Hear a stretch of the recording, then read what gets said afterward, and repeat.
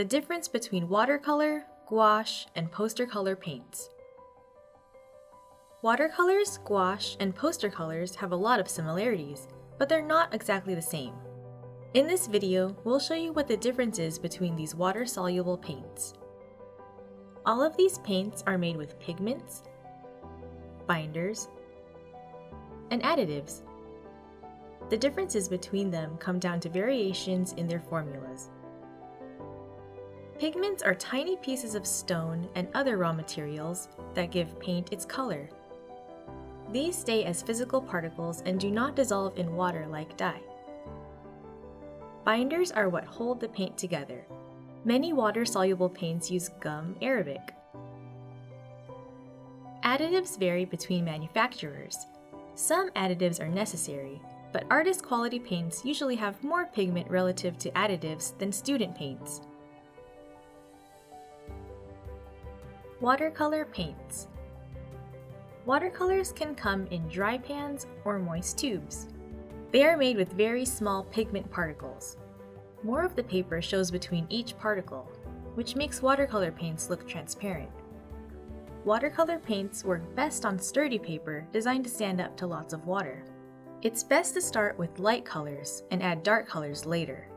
Techniques like lifting and scraping can be used to lighten areas that are too dark, but they're not as effective because the small pigments get stuck between the paper fibers. Artists often use many layers of thin watercolor paints, known as washes and glazes, to achieve shadows and give paintings depth. Gansai watercolor paints. Gansai are Japanese watercolors and come in dry pans. They have slightly bigger pigments than Western watercolors, which makes them a little more opaque and easier to lift. Gansai paints can be used similarly to Western watercolors, but they are designed to be applied as a single layer on absorbent Japanese washi paper rather than in multiple layers. They tend to be more intensely pigmented than Western watercolors, which makes them more vibrant. Gansai can also have a glossy finish. This is because they are made with different binders than gum arabic, like beeswax, syrup, or the traditional binder of animal glue. Gouache. Gouache is considered opaque watercolor, but some colors can be semi-transparent depending on how they are made. Gouache is made with intense concentrations of large pigment particles. Many gouaches use additives to make them more opaque, but the M-gram gouache we are using does not.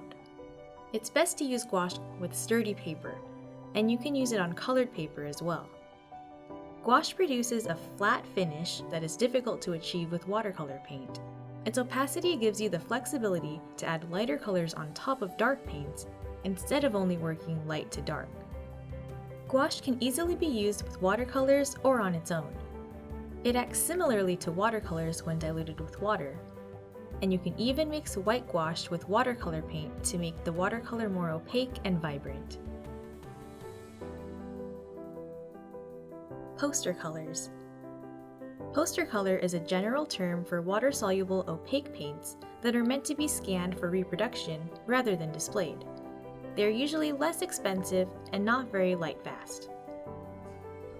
Poster color's opacity comes from large, coarsely ground pigments and additives. Unlike many other poster colors, the Nicker poster colors we are using do list their light fastness ratings. Poster colors can be used a lot like gouache, both on white and toned paper. As they are very opaque, it is easy to add highlights on top of dark colors. Because some colors use multiple pigments, the paints can make muddy or desaturated colors when mixed. They are very vibrant when used straight from the tube. It's best to start with large blocks of colors, then add small details on top. Poster colors lift easily, so new layers can mix with dry colors underneath. Use thicker paint over previous layers to avoid this.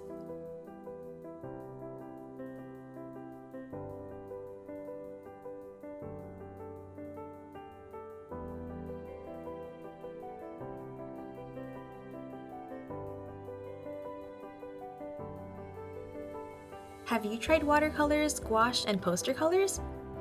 Let us know which kind of paint is your favorite in the comments. and check out all of the paints we used at JetPens.com. Thanks for watching!